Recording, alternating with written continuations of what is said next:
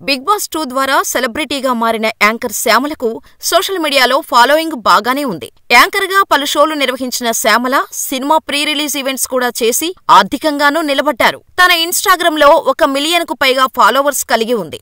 చిన్న వయసులోనే టీవీ ఇండస్ట్రీలో ప్రవేశించి మొదట్లో కొన్ని సీరియల్స్‌లో కూడా చేశారు. సినిమాలలో సైడ్ క్యారెక్టర్లు కూడా చేశారు. సొంతంగా యూట్యూబ్ ఛానల్ కూడా నిర్వహించారు కొంతకాలం. ఆమె భర్త నరసింహారెడ్డి చీటింగ్ కేసుపై అరెస్టయ్యారు. వారిది ప్రేమ వివాహం.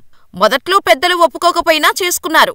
రాజకీయాలలో ఎంటరై మొన్నటి అసెంబ్లీ ఎన్నికలలో వైసీపీ తరపున ప్రచార పగ్గాలు చేపట్టారు. ఈ ఎన్నికలలో ప్రచారం కన్నా వ్యక్తిగత విమర్శలకే ఎక్కువ ప్రయారిటీ ఇచ్చారు శ్యామల. ముఖ్యంగా చంద్రబాబు, పవన్ కళ్యాణ్లను ఉద్దేశించి శ్యామల చేసిన వ్యాఖ్యలు కీలకంగా మారాయి. వ్యక్తిగత దూషణలకు సైతం దిగారు శ్యామల.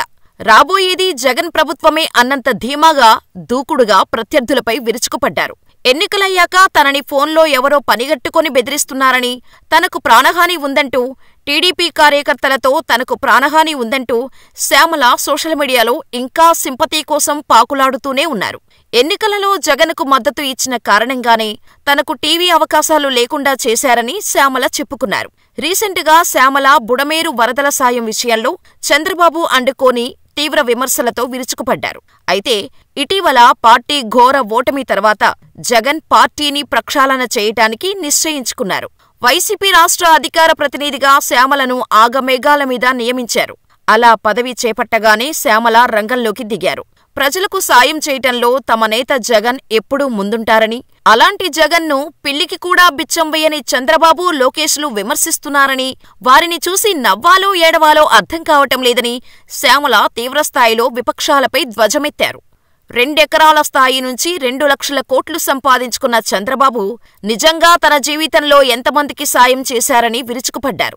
జగన్ శ్యామలకు పార్టీ అధికార ప్రతినిధిగా ఎందుకు బాధ్యత అప్పగించారో, ఆమెకున్న రాజకీయ అనుభవం ఏమిటో, ఆమెకు ఎందుకింత ప్రాధాన్యతనిస్తున్నారో చాలామందికి అంతుపట్టడం లేదు. కానీ జగన్ స్కెచ్ మాత్రం మామూలుగా లేదు.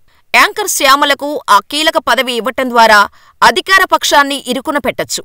అదెలాగంటే, శ్యామలపై అసలే గుర్రుగా ఉన్న టీడీపీ నేతలు నోరు జారి ఏదైనా అభ్యంతరకర వ్యాఖ్యలు చేస్తే మహిళలపై వారికున్న గౌరవం ఇదేనా అని ప్రశ్నించవచ్చు. అలాగే ఆమెపై అభ్యంతరకర వ్యాఖ్యలు చేశారని వాళ్లను కేసులలో ఇరికించవచ్చు. అటు ప్రజలలో సింపతి, ఇటు కేసులు, 2 కోణాలలో జగన్ ఆలోచిస్తున్నారని రాజకీయ విమర్శకులు భావిస్తున్నారు. దాదాపు రోజాతో సరిసమానమైన హోదాని శ్యామలకు కట్టబెట్టడం వెనుక కారణం ఇదే అంటున్నారు. గతంలో టీడీపీ శ్రేణులు శ్యామలను టార్గెట్ చేసిన విషయం విదితమే. రోజాని టార్గెట్ చేస్తూ టీడీపీ ఇటీవల ఆమెపై కేసు పెట్టిన సంగతి తెలిసిందే. ఆడుదాం ఆంధ్ర అంటూ ప్రోగ్రాం కింద విడుదలైన నిధులను రోజా దుర్వినియోగం చేశారని ఆమెపై కేసు నమోదైంది. ఇప్పుడు రోజా గట్టిగా అధికార పక్షంపై విరుచుకుపడే ఛాన్స్ తక్కువ. అందుకే ఆమె పోస్టును భర్తీ చేసే ప్రక్రియలో భాగంగా శ్యామల నియామకం జరిగినట్టుగా భావిస్తున్నారంతా. ఇక ఇదిలా ఉంటే, ఉత్తరాంధ్రలో మొన్నటి వరకు వైసీపీ పెద్దలు చెప్పింది వేదం, చేసింది చట్టంగా నడిచింది. ఆ నాయకులు ఉత్తరాంధ్రకు చెందినవాళ్లు కాకపోయినా అక్కడ అడుగుపెడితే పాదాభివందనాలు, భారీ ర్యాలీలు, గంటల కొద్దీ ఎదురుచూపులు కనిపించేది. ఇప్పుడు పవర్ పోయాక ఉత్తరాంధ్ర వైపు సదరు నేతలు కన్నెత్తి చూడటం లేదు. ఉన్న నాయకులకు పార్టీ పదవులు కాని, అధికారాలు కాని అప్పగించటం లేదు. అక్కడ అంతో ఇంతో కేడర్ ఉన్నా కరెక్టు నాయకుడు లేకపోవటంతో పార్టీ పరిస్థితి అనామకంగా తయారైంది. అసలు అప్పట్లో అంత పెత్తనం చేసిన లీడర్లు ఇప్పుడెందుకు అటువైపు చూడటం లేదు? 2024 ఎన్నికలకు ముందు ఉత్తరాంధ్రలో వైసీపీ ఒక వెలుగు వెలిగింది. 34 శాసనసభ స్థానాలు ఉంటే విశాఖ నగరంలో 4 స్థానాలు, శ్రీకాకుళం జిల్లాలో 2 స్థానాలు తప్ప మిగిలిన 28 స్థానాల్లో వైసీపీ గెలుపొందింది. వైసీపీ అధికారంలో ఉన్నప్పుడు ఉత్తరాంధ్రపై పట్టు నిలుపుకోవడానికి వైసీపీ అధ్యక్షుడు జగన్ ఆ ప్రాంతానికి సంబంధం లేని నాయకులను ఇన్ఛార్జీలుగా నియమించి పెత్తనం చేయించారు. 2019 ఎన్నికలకు ముందు విజయసాయిరెడ్డిని, ఎన్నికల్లో గెలిచిన 3 ఏళ్ల తర్వాత ఆయన్ను మార్చి వైవి సుబ్బారెడ్డిని ఉత్తరాంధ్ర రీజనల్ కోఆర్డినేటర్లుగా నియమించారు. అప్పట్లో విశాఖపట్నం, విజయనగరం, శ్రీకాకుళం జిల్లాల్లో మంత్రులు, సీనియర్ ఎమ్మెల్యేలు ఉన్నా అక్కడ విజయసాయి, వైవీల పెత్తనమే నడిచింది. జగన్ కంటే ఆ 2 నేతల ప్రాపకం కోసమే ఉత్తరాంధ్ర నేతలు పాకులాడేవాళ్లు. ఈ 2 నాయకుల్లో ఎవరి దయ ఉన్నా సీటు వస్తుంది, గెలిస్తే పదవులు వస్తాయని నమ్మకం ఎమ్మెల్యేల దగ్గర్నుంచి కింది స్థాయి నాయకుల వరకు ఉండేది. దీంతో ఈ ఇద్దరు నాయకులు విశాఖలో అడుగుపెడితే చాలు కాళ్లు మొక్కటం దగ్గర నుండి పెద్ద పెద్ద ఫ్లెక్సీలు, భారీ ర్యాలీలతో వాళ్ల దృష్టిలో పడే ప్రయత్నం చేసేవాళ్లు. ఉత్తరాంధ్రలో ఒక వెలుగు వెలిగిన విజయసాయిరెడ్డిపై వరుసగా భూకబ్జా ఆరోపణలు వచ్చాయి.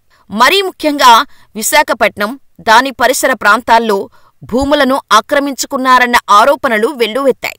దాంతో 3 ఏళ్ల తర్వాత జగన్ విజయసాయిని ఉత్తరాంధ్ర రీజనల్ కోఆర్డినేటర్గా తప్పించి వైవీ సుబ్బారెడ్డికి బాధ్యతలు కట్టబెట్టారు.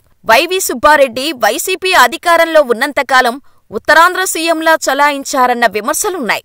దాదాపుగా 2 సంవత్సరాలు ఆ 3 జిల్లాల్లో ఆయన పెత్తనమే నడిచింది. ఉత్తరాంధ్రలో మాజీ మంత్రి బొత్స సత్యనారాయణ లాంటి సీనియర్ నాయకుడు ఉన్నా మొన్నటి ఎన్నికల బాధ్యతలను జగన్ పూర్తిగా వైవీ సుబ్బారెడ్డికే అప్పగించారు. దాంతో 2024 ఎన్నికల్లో జగన్ కంటే వైవీ సుబ్బారెడ్డిని ప్రసన్నం చేసుకోటానికే టికెట్టు ఆశావాహులు నానాపాట్లు పడ్డాయి. ఆయన ఆశీర్వాదం ఉంటే చాలు అనుకుని చుట్టూ ప్రదక్షిణలు చేశారు. ఉత్తరాంధ్రలో అభ్యర్థుల మార్పు విషయంలో వైవీ సుబ్బారెడ్డి కీలకంగా వ్యవహరించి ఆయన ఇచ్చిన రిపోర్టు ఆధారంగానే జగన్ క్యాండిడేట్ల మార్పులు చేర్పులు చేశారు. అయితే 2024 ఎన్నికల్లో ఉత్తరాంధ్రలో ఊహించని ఎదురుదెబ్బ తగిలింది.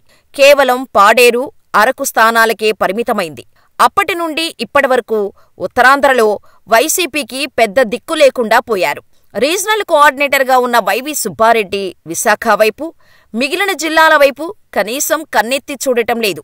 ఎన్నికల ముందు, ఎన్నికల సమయంలో ప్రతి 2 రోజులకొకసారి విశాఖకు వచ్చిన వైవీ ఇప్పుడు నెలకొక్కసారి కూడా విశాఖ వైపు చూడకపోతుండటంతో ఉత్తరాంధ్ర క్యాడర్తో పాటు నేతలు కూడా దిక్కుతోచని స్థితిలో కనిపిస్తున్నారు. స్థానిక సంస్థల కోటా ఎమ్మెల్యే ఎన్నికల్లో బొత్స పోటీ చేయటంతో YV Subba Reddy party regional coordinator హోదాలో ఒక్కసారి విశాఖ వచ్చి వెళ్లారు.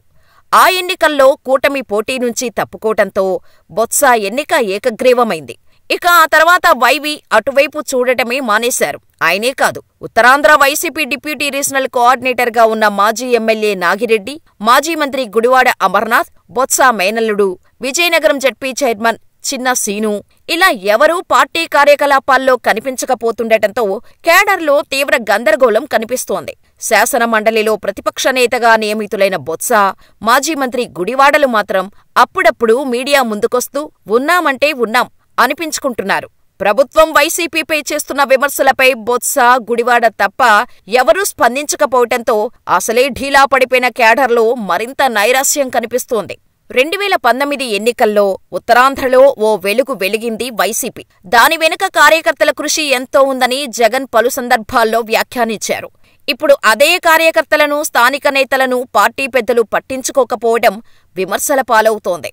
ఉత్తరాంధ్ర వైసీపీకి పెద్ద దిక్కుగా వ్యవహరించిన వైవీ సుబ్బారెడ్డి లాంటి నాయకుడు కూడా విశాఖ వైపు కన్నెత్తి చూడకపోవటం కార్యకర్తల్లో ఆందోళన కలిగిస్తోంది. Visakha municipal corporation standing committee ఎన్నికల్లో 10కి 10 స్థానాలను టీడీపీ గెలిచింది. కొంతమంది కార్పొరేటర్లను టీడీపీ, జనసేనల వైపు తిప్పుకొని మేయర్ పదవిని కూడా చేజిక్కించుకోవటానికి పావులు కదుపుతోంది.